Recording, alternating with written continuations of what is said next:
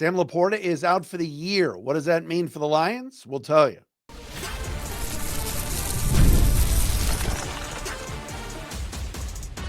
You are Locked On Lions, your daily Detroit Lions podcast. Part of the Locked On Podcast Network, your team every day.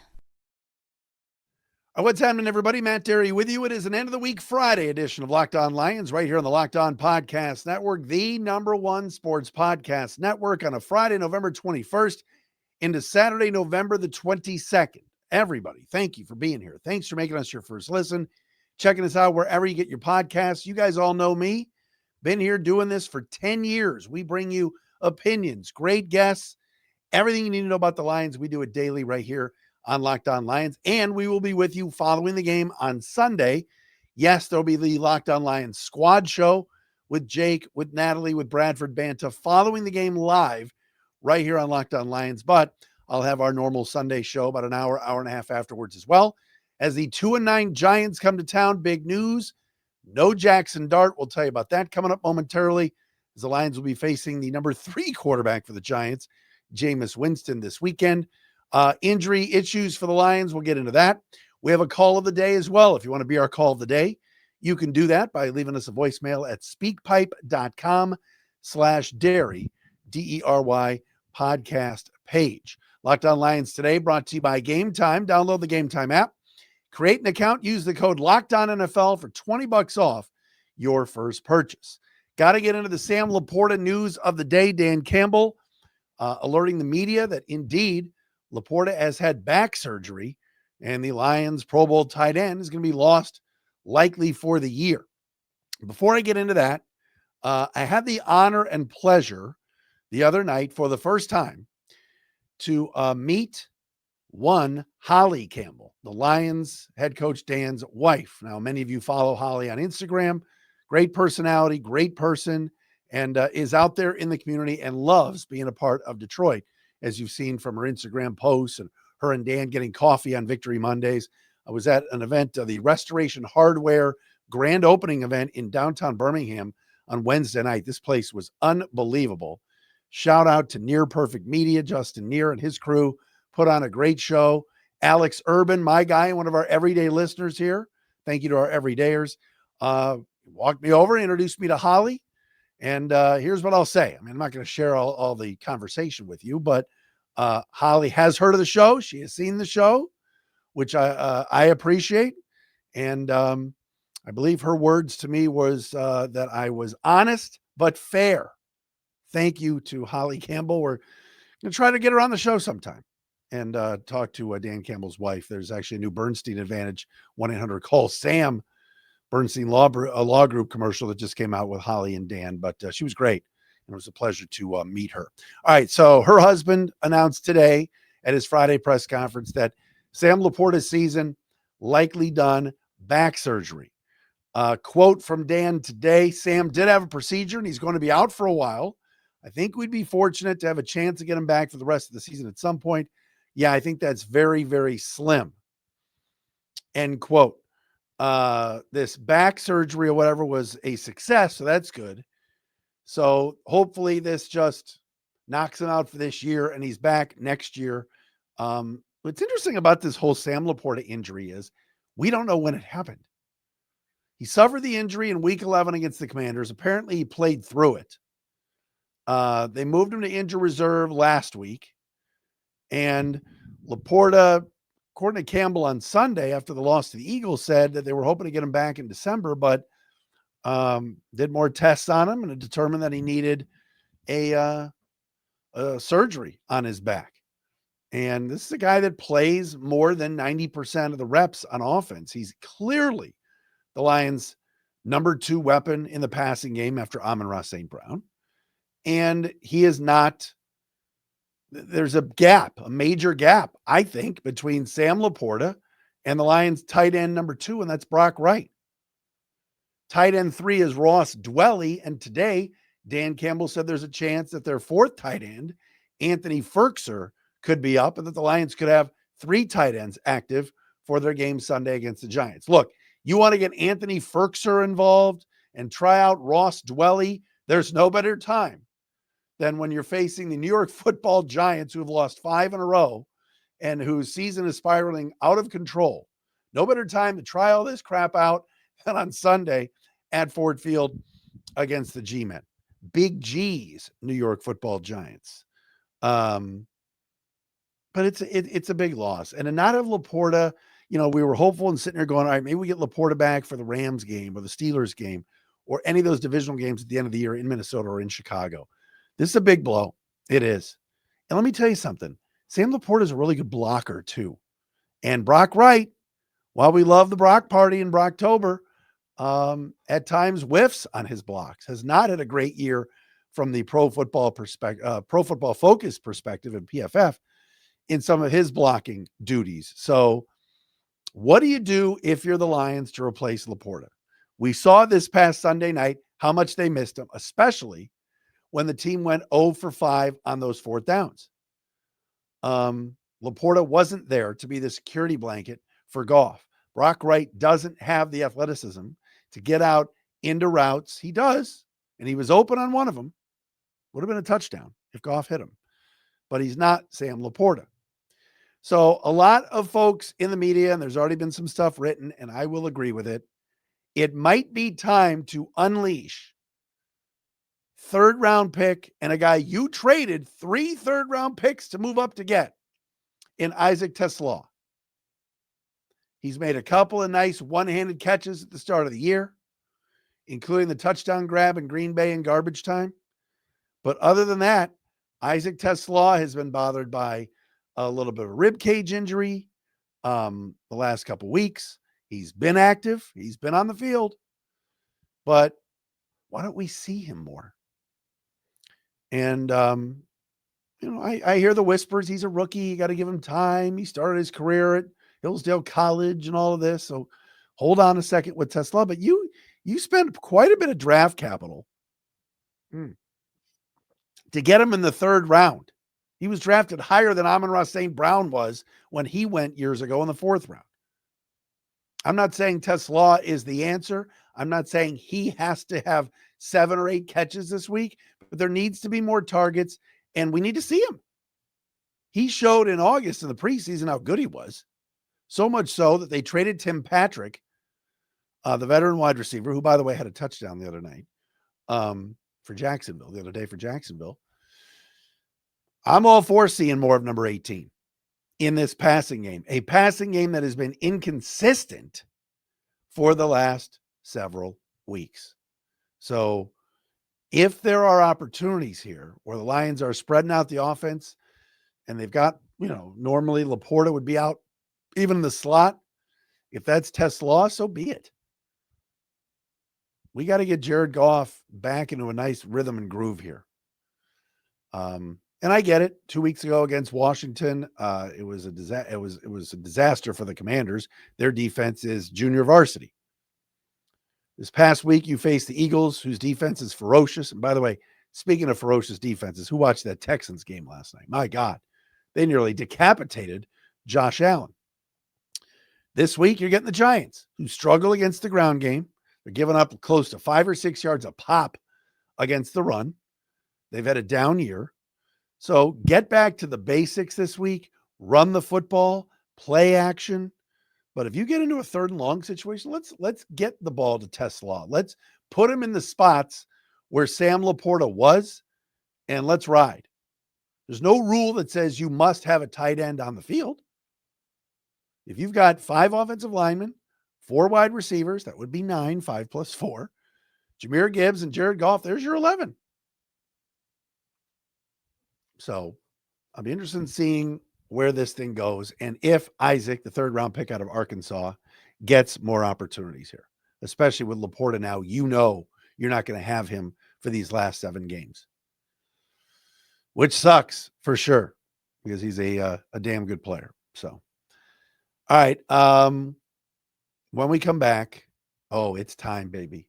Not only is Jonathan Vilma going to be at Ford Field on the Fox broadcast to make us all crazy, for those of us watching on television, I will be at the game, so I'm not going to have to listen to Vilma, which is a win for me.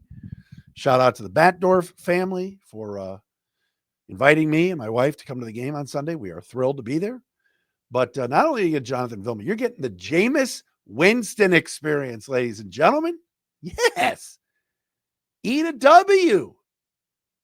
That was years ago, but it's still a great bit.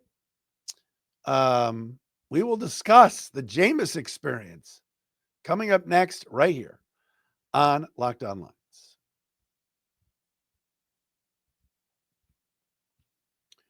And this Friday edition sponsored by PrizePicks. You and I make decisions every day, but on PrizePicks, being right can get you paid. Don't miss any of the excitement of this sports season, whether you're following the NFL, NBA, or both. There's no better time to jump in on the action than at PrizePicks. You haven't tried it before? It's simple. PrizePicks is the simplest way to play. Just pick more or less on at least 2 player stats. And if you get them right, you win. It takes less than 60 seconds to make your lineup, and you can play anywhere PrizePicks operates, including California, Texas, and Georgia. All right. I got a bunch of friends that play PrizePicks during both football Sundays with the NFL and NBA games. Keeps every game exciting. Download the PrizePicks app today. Use the code LOCKEDONNFL to get $50 in lineups after you play your first $5 lineup. That's code LOCKEDONNFL for $50 in lineups after your first $5 lineup.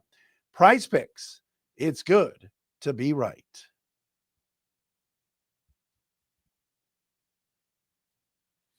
Again, thank you to our everyday listeners. We call them our everydayers for checking us out daily here, whether you're watching on the Locked On Lions YouTube channel or checking us out wherever you get your podcasts on the audio side. Locked On Podcast Network, the #1 sports podcast network. I've already gotten some congratulations. People come up to me, hey, congrats, you're #1. I said, I am? They said, no.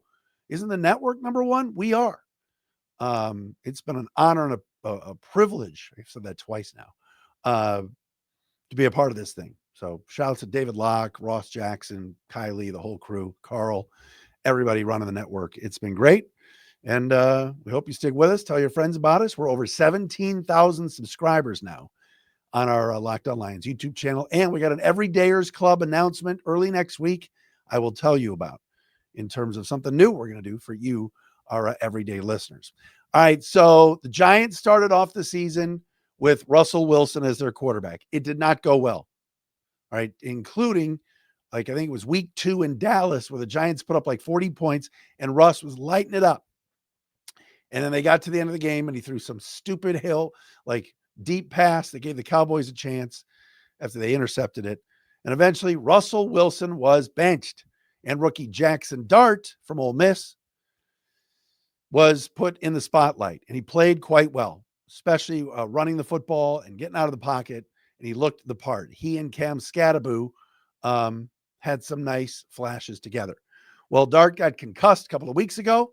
He has still not cleared concussion protocol after he slammed his head to the turf 2 weeks ago against the Bears. Touchdown Bears. So he didn't play last week against the Packers. And they thought, the Giants did, he would be ready to go this week as the Giants invade the corner of Brush and Adams. Well, that's not the case. Jackson Dart is out. The team has announced he is still not cleared concussion protocol. Russell Wilson has been benched. He's now the #3 quarterback. So, yes, the former Florida State Seminole, the former New Orleans Saint, the former Cleveland Brown, former Tampa Bay Buck, Jameis Winston will start Sunday for the Giants at Ford Field. Here's everything you need to know about Jameis. Look, Jameis is fun. He's hilarious. When he started some games for the Browns last year, his interviews were so funny before the game. I'm just so blessed to be here in Cleveland. The snow is falling. He had all these great things to say. And there were games that he looked good. You remember the game last year? Jameis threw 3 or 4 touchdowns in Denver. It's lighting it up, but he always throws interceptions. Always. He helps the other team. He throws the ball to the other team like nobody's business. Over the last 3 seasons, 2023, 2024, and a small sample size here in 2025, Jameis Winston has 15 touchdowns, 16 interceptions. So those are your numbers for famous Jameis heading into this weekend. And if you watched the game last week where the Giants were driving, end of the game against the Packers, and he just throws the ball into the end zone, Packers intercepted. That's the Jameis Winston experience. So FanDuel was hot to trot here because the minute the Giants announced that no Jackson Dart, the line from our friends at FanDuel went from 10.5 to 12.5. So the Lions are now 12.5 point favorites facing the number 3 quarterback for the G-men. There is no excuse why the Lions shouldn't win this week. And as we talked to Patricia Traina yesterday of Locked On Giants on our crossover Thursday, go back and check it out. Giants just have so many problems.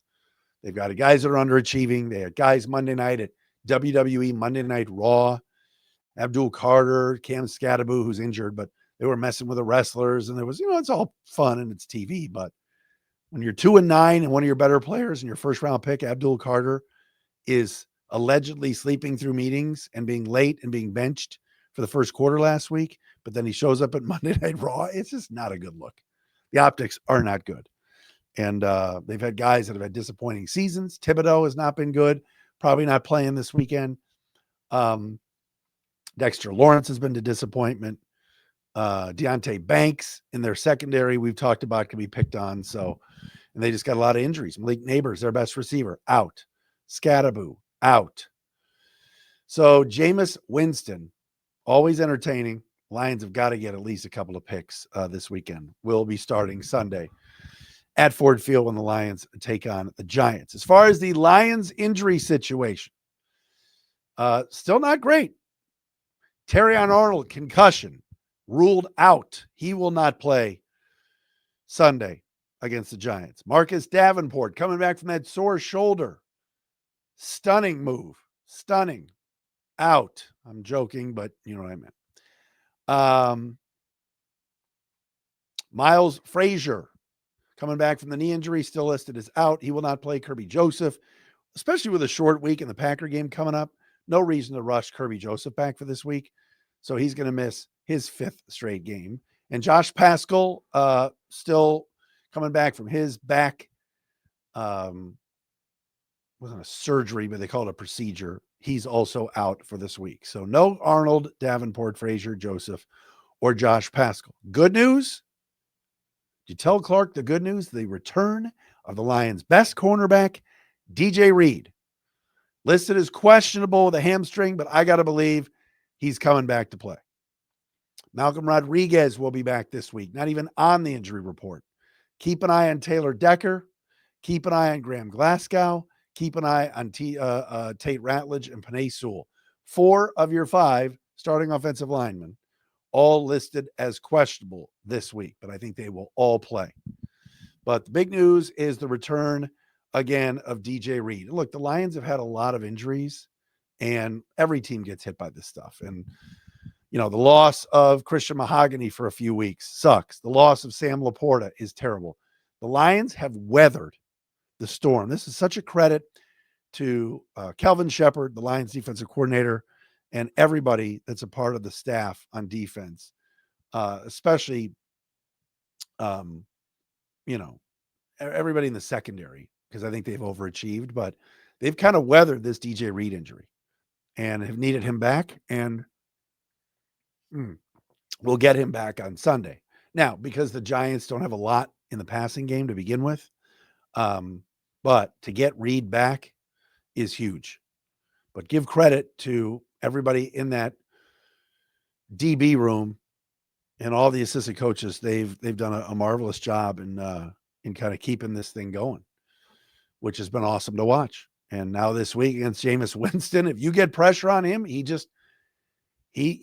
throws it to the other team. He does complete there's times you watch him and you go, man, why was he not picked up by a team this offseason to be their starter? Right? Like, what is going on there? Why is he not? He looks great. And then he'll just throw an interception that absolutely, it becomes mind-boggling. Absolutely mind-boggling. So that's the Jameis show that you're going to see on Sunday. But look, Deshae Townsend and that staff, they've done a great job at the secondary, but getting DJ Reed back is going to be great. Hopefully Tate Ratledge these guys stay healthy throughout the game on Sunday. Tate's kind of been in and out of the lineup. Graham Glasgow's been banged up. Panay Sewell is not 100%, but that ground game, Jahmyr Gibbs, David Montgomery, going to be huge Sunday against the Giants because New York's just not been able to stop the run all year. And their defensive coordinator, Shane Bowen, everybody in New York wants fired. The problem is they've already fired the head coach in Brian Daboll. Mike Kafka is the interim coach. But love getting DJ Reed back for Sunday. First of 3 straight home games at Ford Field for the Lions. Giants, Packers, and Cowboys. And, of course, that Packer game coming up on Thanksgiving. All right, call of the day. We're going to hear from the listeners. We'll do that coming up next right here on Locked On Lions.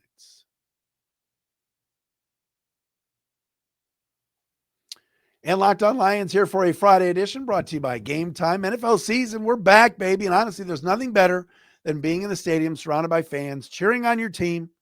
But let's be honest, getting tickets can be a real pain in the butt, okay? Between queues, login screens, prices jumping at checkout, it's frustrating. That's why I use Game Time, the app that gives the advantage back to fans. Game Time is fast, easy, and backed by the Game Time guarantee. You'll always get 100% authentic tickets delivered on time and at the best price. Plus, all fees are included, so the price you see is the price that you pay. The app has made it super simple. You can even see the exact view from your seat before buying. And I love the zone deals too. You pick the section, Game Time picks the seats for you, and you save big. Download the Game Time app. It's the best. Create an account and use the code LOCKEDONNFL for $20 off your first purchase.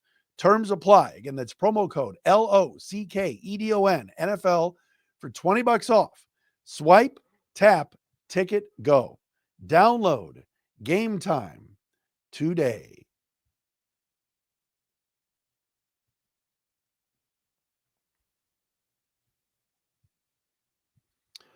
All right, folks, we had not done this in a while, but it is time for our call of the day. If you want to be our call of the day, it is simple. Just hit up our SpeakPipe voicemail system at SpeakPipe, SPEAK pipe.com/Dery podcast page. SpeakPipe.com/Dery podcast page. One of our everydayers checking in, my guy Gavin Trevino, hit me up on LinkedIn. He's like, I want to leave the voicemail. How do I do it? Gave him the link, and here it is. Let's hear from our friend Gavin. He is our call of the day. Hey, Matt, Gavin Trevino here. Thanks for sending me the link on LinkedIn. That's awesome. I really enjoy the podcast, and I'm always just waiting to hear the next. I haven't really heard a lot of talk about, well, I should say I have heard a lot of talk about, obviously, Jared Goff's athleticism and ability to move, but I feel like I haven't really heard about how the Lions can scheme to help put him in better positions since the offensive line is so up and down lately. I'm just really curious to hear your thoughts on that and how they can put Goff in better positions since he does lack that rushing ability. Awesome. Thanks. Can't wait to hear the next podcast. All right. Thank you, Gavin Trevino, for checking in with us here on our call of the day. I think it's pretty simple. When Jared Goff is at his best, it's the play action passing game. And when the Lions have gotten into these third and long situations, teams have been blitzing, teams have been attacking, interior defensive linemen have beaten the Lions' interior offensive linemen. There's been some whiffs from Ratledge lately. Coyote Awashika, the Lions left guard, who's going to be their starter until Mahogany comes back from IR, is a backup. I mean, he's fine. And Graham Glasgow is not the long-term answer at center. So, Gavin asked, like, what can they do? I don't mind seeing Jared Goff rolling out. I'm not saying you're turning Jared Goff into Lamar Jackson or Josh Allen or designed runs, but can we get back to, I wouldn't mind some play action bootleg stuff. Goff kind of moving a little bit. You're not asking him to move a lot, but if the teams are, especially the Giants, they know come Sunday, when you see David Montgomery on the field and maybe like a Dwelley or a Brock Wright in the backfield in an I formation, that's where a fake, let's say Goff's rolling kind of left to hand the ball to Montgomery, turns back to the right, and there's a dump off to the tight end. Get him in space a little bit. You don't have to do it a lot. All right. But I wouldn't mind a play action pass and a little bootleg for Jared Goff. I also love when Jahmyr Gibbs is out wide and the Lions throw him the ball immediately on a quick bubble screen. That keeps the defensive lineman from getting anywhere near Jared Goff. Some of that quick stuff. But they also need to stretch the field a little bit. I saw a stat today that I think Goff's completion percentage is still up there, but where's that stat? Hang on. I know it was sent to me today. It's mind-boggling how his yards per completion this year is just so low. Of course, my phone's acting up on it. It's not enough. All right. Yes, Goff's completion percentage is very high, but they've got to find a way to stretch the field and and push the defense back a little bit. And so also Shane Bowen and that Giant staff is not just teeing off, knowing that Goff is dunking everything down and linemen are defensive linemen are getting back into coverage and they're able to show different looks. If you can connect on a deep shot or at least try some deep balls, I think it just opens things up for the offense. Even if you just try. I mean, Jameis Williams, they've talked about getting him more involved. But the Goff yards per completion is down this year and low, and has been one of the lowest it's been in his career. So that's got to come up too. So Gavin, appreciate your time. Thanks everybody for checking us out on this Friday edition of Locked On Lions. If you missed Nick Baumgardner the other day from The Athletic, or yesterday's crossover with Locked On Giants host, the legend, Patricia Traina, please go back and check it out. Thanks again for making us your first listen, everybody. Checking us out wherever you get your podcast. We will see you again on Sunday after the Lions dispose of Jameis Winston and the Giants.